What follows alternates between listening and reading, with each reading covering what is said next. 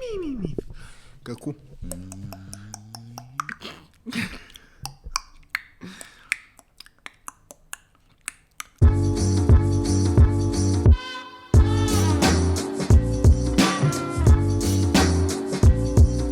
Yo, what's up, guys? It's your boy AK. Hey guys, it's Wells. Welcome back to another episode of Triumphant Strides, episode 9. Thank you guys for I being think here. it's 8. Am I wrong? I don't know. Whatever it is, welcome back. Yeah, welcome back, guys. Okay, cool. So I started reading Atomic Habits again. Fuck yeah. And why I did that, I think I kind of realized that I sort of lost understanding of the fundamentals of why it's important, to have good habits, and I wanted to just learn that again. So started reading that. So I think the first thing I wanted to do is sort of break down, bit by bit how we started implementing our habits and just, advice for those watching how they can do that. And the first thing Atomic Habits speaks about is 1% improvements. And I think that's the first thing that I really started doing. I realized that it wasn't one major change that got me to, understanding the importance of habits and seeing their benefits. It was really the small incremental changes that built up to that. So I've said over and over that I started by waking up early. I started by cleaning my space. I started by reading, and in these changes, the more that I did it, so every day that I read, I built the type of person that I was. I could see that I am a type of person that reads. In cleaning my space, I am a tidy person. So the first time I did it, it wasn't true. But the more that I made those 1% changes, it built up to the proof that I could see that, oh, I am this type of person, and I think that sort of painted the picture of why it's important to have these habits. It's trying to build up proof that I am this type of person. The whole goal is to try and change the identity, and an example it makes is two people can be offered a cigarette that are smoking, and one says that, no, I'm trying not to smoke, right? In that, the person still identifies as a smoker, but they're trying not to smoke. And the second person says, no, I don't smoke. Both of them are obviously actively trying not to smoke, but the difference is the identity shift, and that's what the goal of setting these 1% improvements is, building up the proof so you can identify with this habit that you're trying to build. Yeah, so I think I just wanted, to ask you as well what you started out doing, what your 1% improvements or what your habits were, and yeah. Yo, I don't know. I think like whenever people are trying to go down the route of becoming a better person or chasing success or anything like inside and outside of that scope, is you fall not a rabbit hole, but you go through the process of finding out what a successful person does. So like researching what those habits are. And I think some of the ones that come up the most prevalent ones are: successful people read. Successful people take care of their physical health, so they go to the gym. Successful people are ruthless in the decisions that they make. So whether that's saying no to things, whether that's changing the people around you or whatever, like they're ruthless in the decisions that they make, and they also they align with a goal and they put action into space. So I think for me, like taking away those 4 different things, that's probably what put me in the space to be like, okay, these are the ways that you can make those improvements. And it goes back to that thing that we were saying of I think we said in the first episode, is that it doesn't make sense for you to want to make 10% improvements every single time, because that's just unrealistic. That's what puts you back. That's where if you don't make that 10% improvement every single day because it's harder, then you get turned off from the fact. You don't even want to act on that anymore, because it's like, I gave 10% 5 times. And now I can't do it again because it's just too much. It's taking too much from me. So yeah, I think starting off with reading 5 or 10 pages a day, that's a 1% improvement for me. That set me on this path already. Going to the gym, I've always been able to go every single day, but for somebody else, maybe going to the gym twice a week, but making sure that both those sessions that you go is as intense as you can possibly go. Like, those are the kind of things. So I think start off with starting off with like the basic things that are generally accepted as successful habits, Yeah. and starting off small in those is kind of what pushed me to make like those 1% improvements, you know. Yeah. Nah, I like that. I like that. And then I think so, just for everyone watching, not to scare anyone, right? But the thing with these habits, it's a two-edged sword. And Yeah. what I mean by that, and I got this from the book, is that making a 1% improvement every day, getting better every day, it's like compound interest, like we've said. You'll see the result of the compounding of that. But in the same way, it happens in the negative. So every time that you excuse not doing something, every time that you submit Oh, to yeah. a bad habit, every Yeah. time that you are not honest to yourself, so these bad habits also build up and It's the same accumulate. principle. It applies the same way. Yeah, it applies in the same way. So you have to understand that by not doing the good habits doesn't mean that you're just doing nothing. Yeah. No, you're just building up in the negative. So Yeah. and something that I don't know if it's from the book, but on this topic, it said that it's very easy to sort of extrapolate where you're going to be in 10, 20 years. Look at your habits right now, stretch them out in the 10, 20 years, and you can sort of see where you're going to be. Yeah. Are you a person that skips gym every day now? Well, extrapolate that. You'll To see the in 20 20 years. years where Yeah, you're going to if it be adds by up to not that gymming idea. every. Yeah. So Yeah. it's the same thing. Damn. Yeah. Okay. I think like, and this is one thing that I don't want to say like I get caught up in, but is I see a lot of people get caught up in, is they'll always say to me like, yeah, dude, it's gonna be so grand in 20 years when we all do this. But then it's like, you don't zoom in, forget zooming out. You don't zoom in to be like, what do you have to do to get to those places? Like between this point and that point is, what are you doing? Like you say, like those habits that are compounding, that are going to eventually add up to that. And I think people aren't conscious of that, of the fact that you need to be doing these things consistently, right? Whether it's on a small or large scale, it's 1%, 10%, probably 1% makes the most sense, like we've said. But by doing those things, that's what makes it more likely for you to end up in the space that you think you're going to be in. You know what I mean? Yeah. It's very, very interesting, dude. I don't know. Do you think for yourself now that there's any habits that you thought were good for you, but in the long term, or maybe as of recently, you found were actually bad for you? Yeah. I think, I don't know if it's a habit, but I think, just wanting or trying to set up perfect working situations, working environments, perfect, productive environments. So in the beginning, it helped because I knew that whenever I was in this environment, that's when I'd focus and I really would, be my most productive, efficient. But in the long term, you can't always have those perfect conditions. And I saw myself when I don't have those, now I associate I cannot work as productively if I don't have that. That's you know. specific So, condition, yeah, yes, I don't know if yes, that's a yes. habit, but I think that's something in the beginning. I thought it was helpful. Yeah, But yeah. yeah. Damn. Yourself? Yo, dude.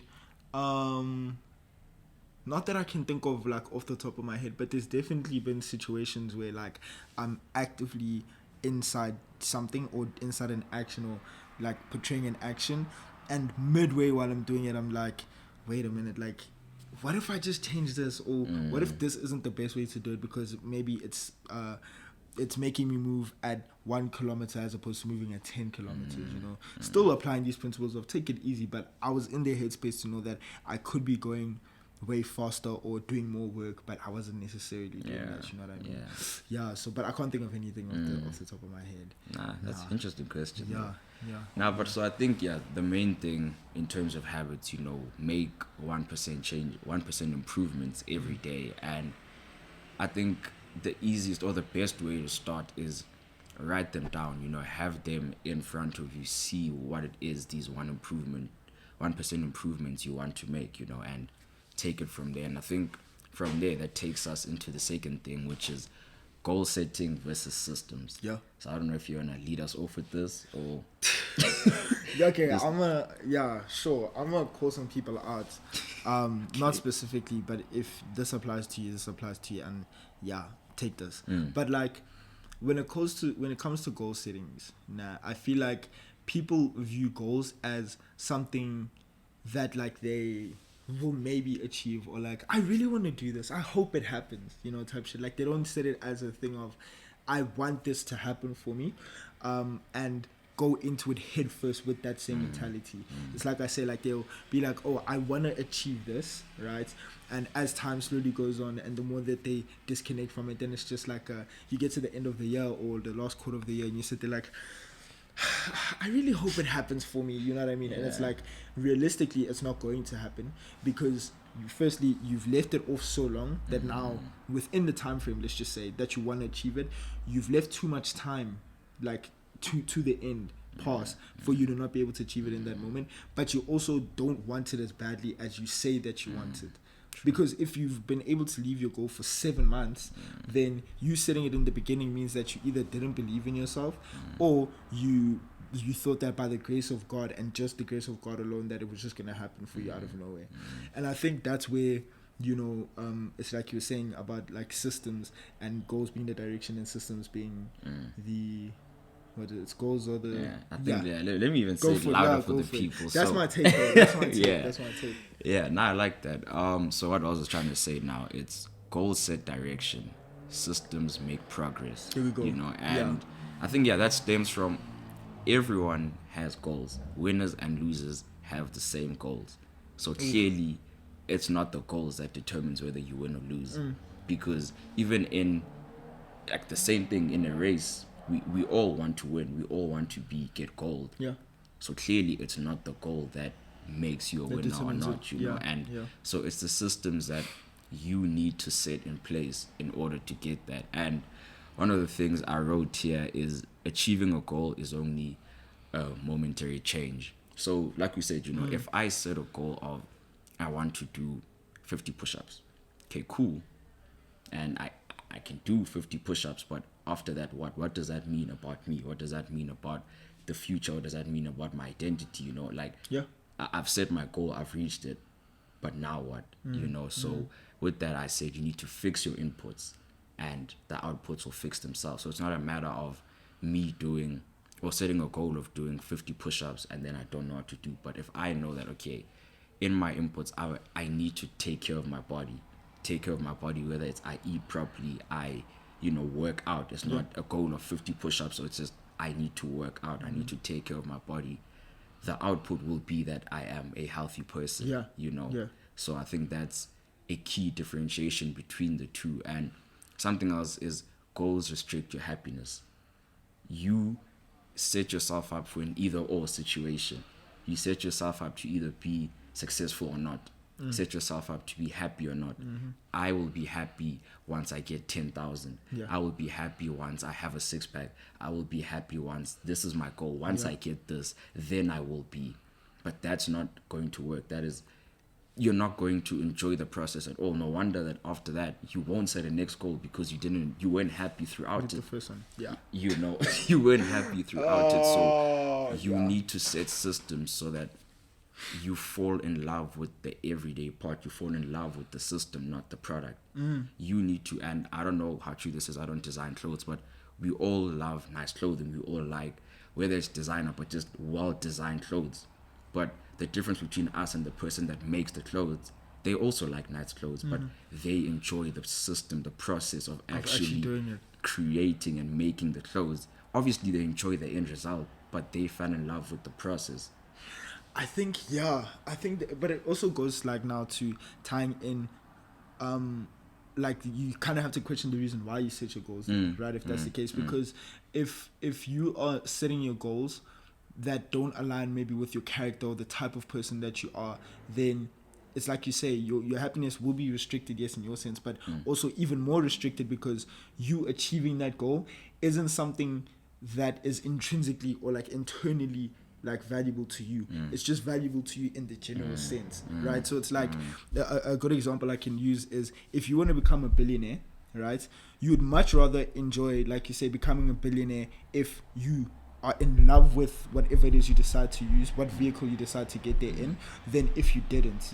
So to say, if you like fashion and you want to become a billionaire in the sense of you enjoy doing fashion and that's what will take you to that place, then goals will be easier to complete, they'll be easier to hit, but you'll never run out of them, because it's something that you enjoy.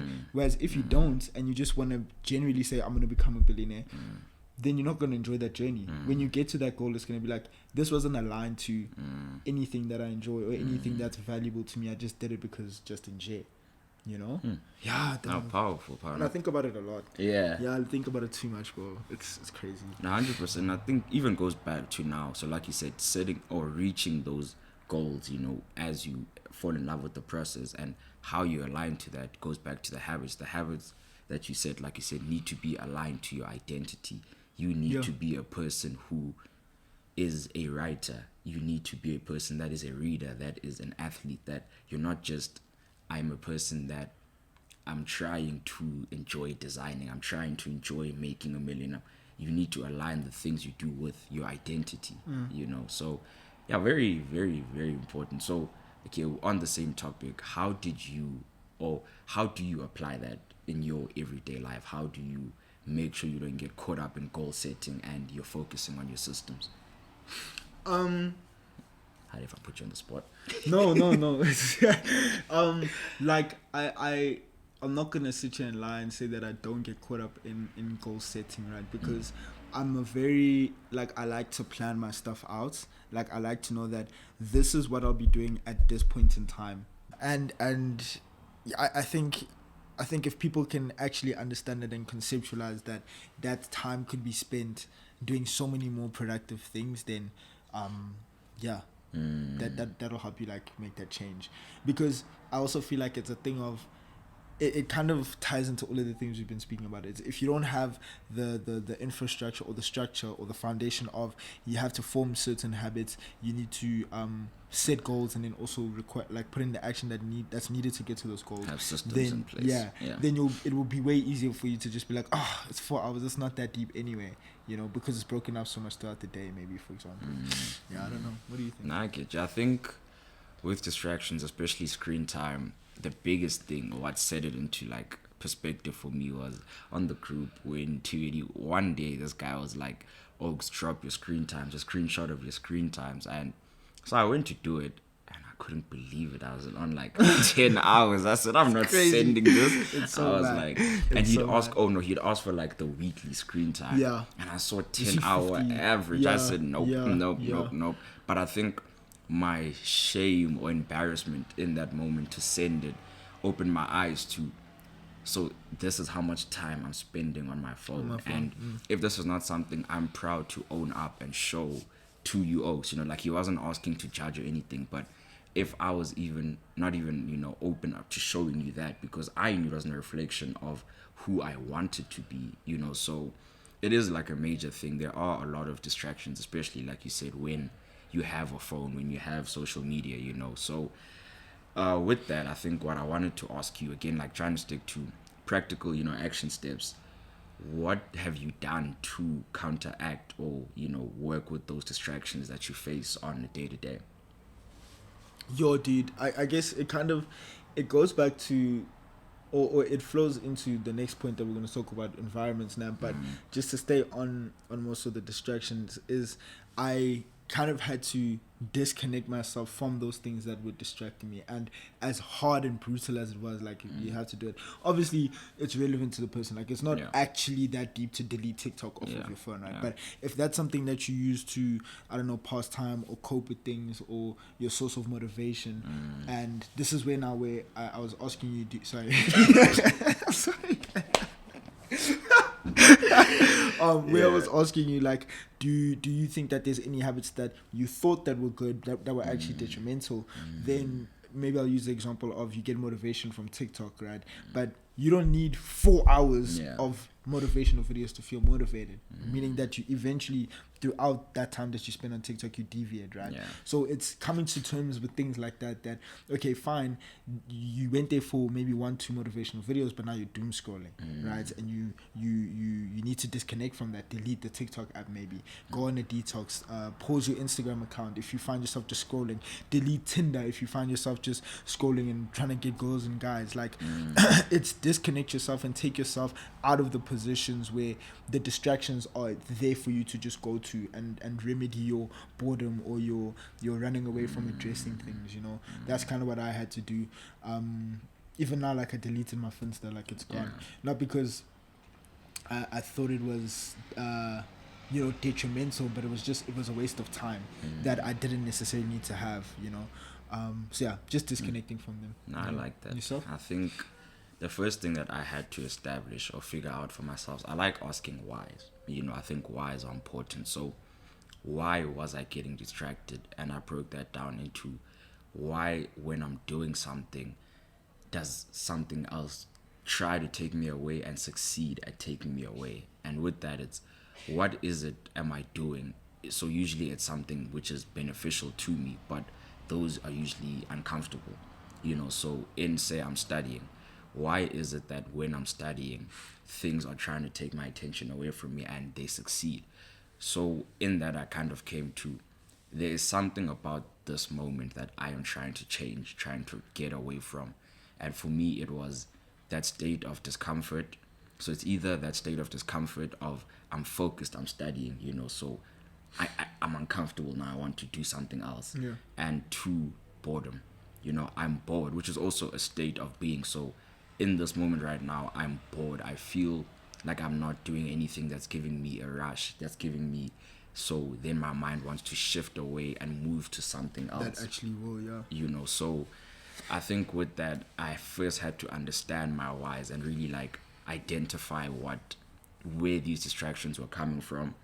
So I think in a more practical sense, what I did, and I think what anyone should do, just go on your settings and look at your screen time. Like, just look at it and like, you know, all the data You'll be is there. baffled. You'll be so baffled. All the data is there in terms of how much time do you spend on what apps. And if even like how many times do you pick up your phone Yeah. to look, and like, you know, like those kind of things of like, that's yeah, it's like just especially that, like how many times you pick it up, and look at that. If that's something that you are not proud of, then maybe that's where you should start. You know, that's where I started. I looked at my screen time, and if you're someone who, because you know it's difficult to go into settings to find screen time to analyze it, so make it a widget, which is what I've done. You know, have it in front of you every day, because when you pick up your phone for nothing, because I think just the habit of picking up your phone, you know, you'll see that I pick my phone up 2,000 times. Why? Like, what 2,000 things 2,000 am I is crazy. doing? Yeah, You know, what yeah. 2,000 things am I doing? So having it there on your lock screen, when you pick it up, one is a reminder of, oh, I'm trying to work. I'm trying not to do this, trying not to get distracted. So I think the most important thing is identifying in this moment that I'm about to get distracted, what am I trying not to feel? Yeah. Is it boredom? Is it discomfort? Is it what am I trying not to feel and replace with something else? Yeah. And I think that's sort of how I came about dealing with the distractions. And even earlier this week, a few days ago actually, I asked you, like, because I struggle with Me. yeah. Oh, okay. I thought you were saying the audience. No, you. Because I struggle with my degree and my business being aligned. And with that, when I'm studying, focusing on one, my attention wants to drift to the other because they're aligned. You know, I learned something, I want to apply it here. But obviously that's a distraction, you know. And I even asked you, like, how should I go around that? And so something as well you can do, if you feel, which is usually not, but if you feel it's something so important that you need to stop what you're doing now, don't stop it, but make a note of it, you know, which is the advice you gave me. So if you're doing something and the thought of, oh, I need to message my grandfather, because cool, whether you do it now in 30 minutes when you're done with this is not going to change it. So make a note of it and you will get back to it when you're done with what it is you're doing. And Exactly. Yep. yeah, I think. Yeah. Okay. Now, let's then transition into the environment, right? Because all of these things kind of are under the umbrella, the umbrella of your environment. Like the habits that you form depend on your environment, the goals and systems that you form and that you'll be able to achieve your environment, and especially distractions that comes solely from your environment. Now, so talk to me about how does environment affect you in terms of all of those things and any other way that you feel it does? Like, what matters for you in terms of choosing your environments? How are you making a judgment of if you're in a good one or a bad one? Like, yeah. Okay, so with environment, I like to look at it as your inner circle, and inner as in not even friends, but yourself. So the things that you can control, so we've spoken about whether I'm, getting 1% better every day. So I'm doing push-ups, I'm waking up, my habits, right? I can control that. In terms of, we spoke about, what did we speak about? Sorry guys. Spoke about goal setting. In terms of that and the systems, I can control that. In terms of my distractions, which we spoke about now, like my phone, and in a sense I can control that, right? Those are things that I have the ability to. And then there's the outer environment, so my friends, my where I actually live, where, so for me, say Hatfield, living here, so the external thing. So in terms of environment, I think it really is a crucial factor in terms of whether you reach these goals that you've set out, systems, whether those systems actually are applicable.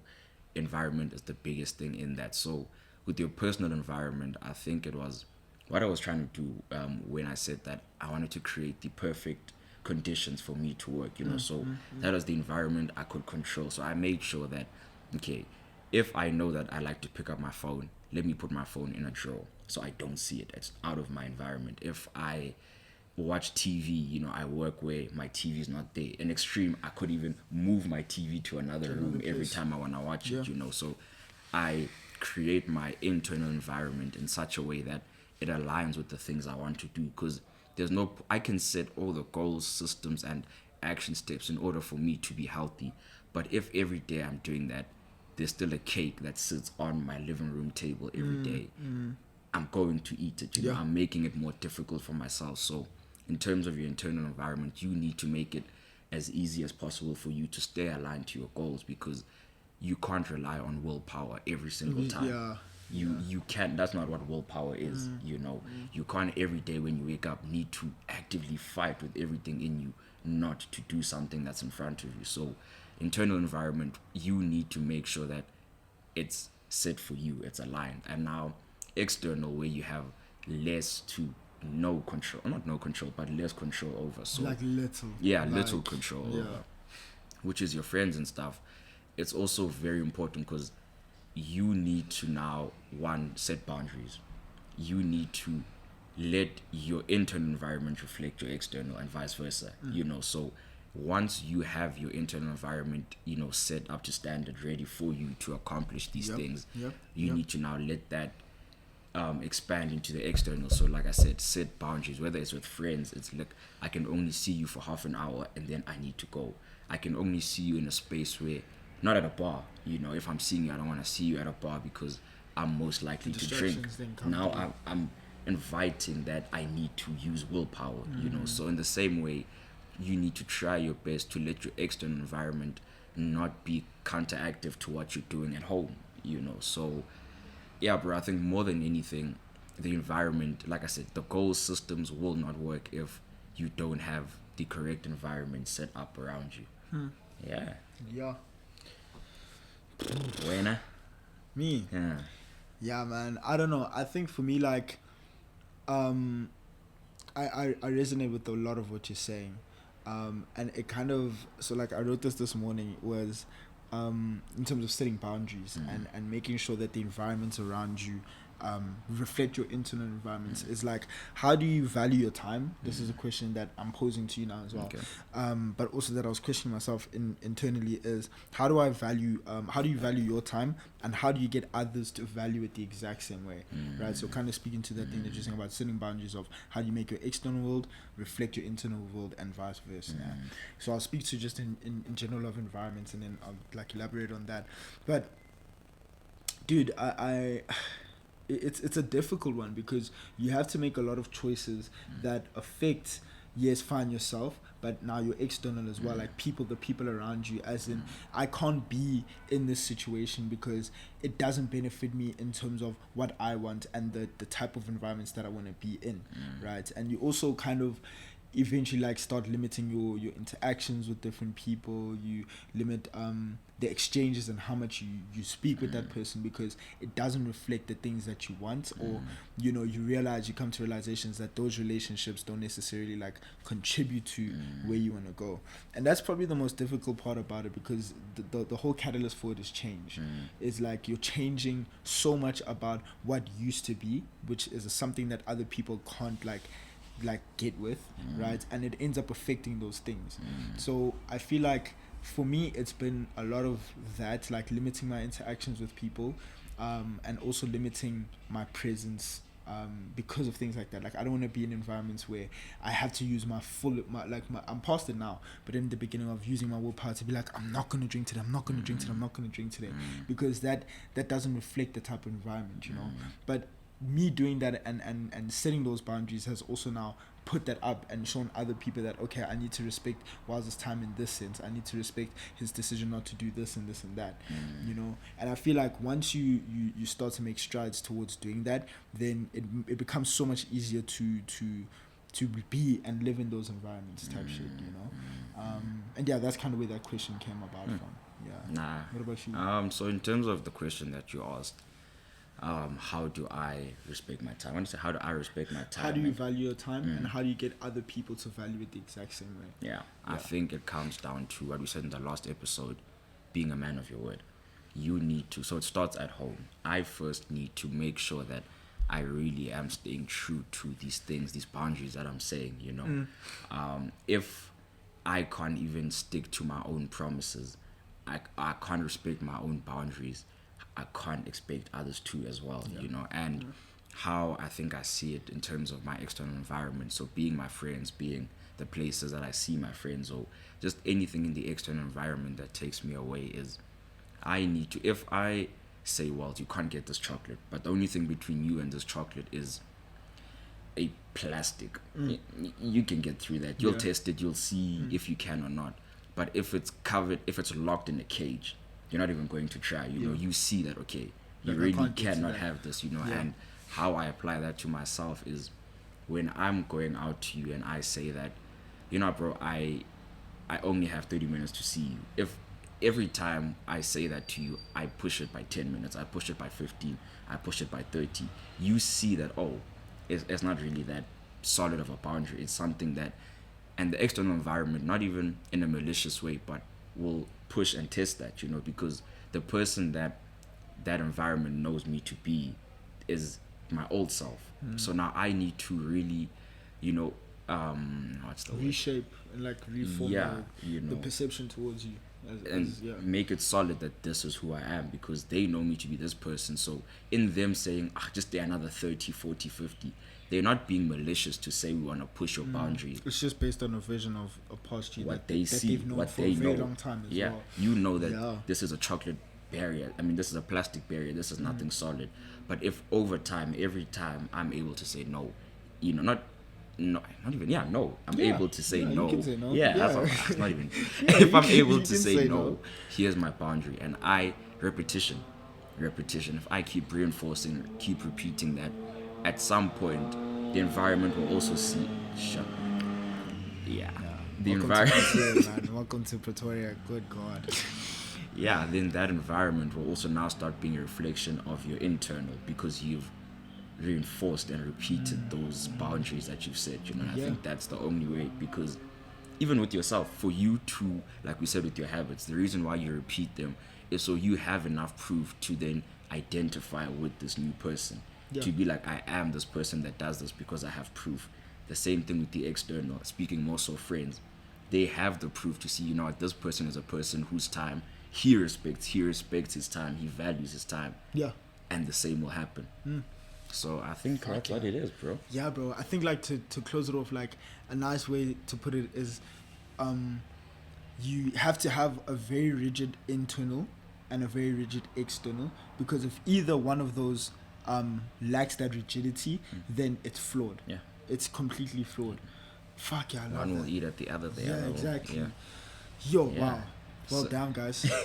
So guys, this episode, I think key takeaway is: 1, your habits, 1% better every day. goal setting versus systems. You know, the goals set the direction, the systems make the progress. Distractions, you need to try limit distractions as much as possible. Take note of distractions. And then fourth, environment. Your internal environment needs to be a reflection of your external and vice versa. Yeah. And yeah. And just remember, quote by David Goggins, you don't become the person that you want to be by shouting affirmations in the mirror every morning. You do it by stacking up an insurmountable amount of, what is it? Nigga. No, forget this. You don't become the person that you want to become by shouting affirmations in the mirror every single day. You do it by stacking up so much undeniable proof that you are the person that you say you want to be. Boom. Yeah. Boom. Okay, guys, shout out, like, comment, subscribe. Check you in the next episode. Yo, this guy. I can this guy say. Yeah. I thought you knew the quote.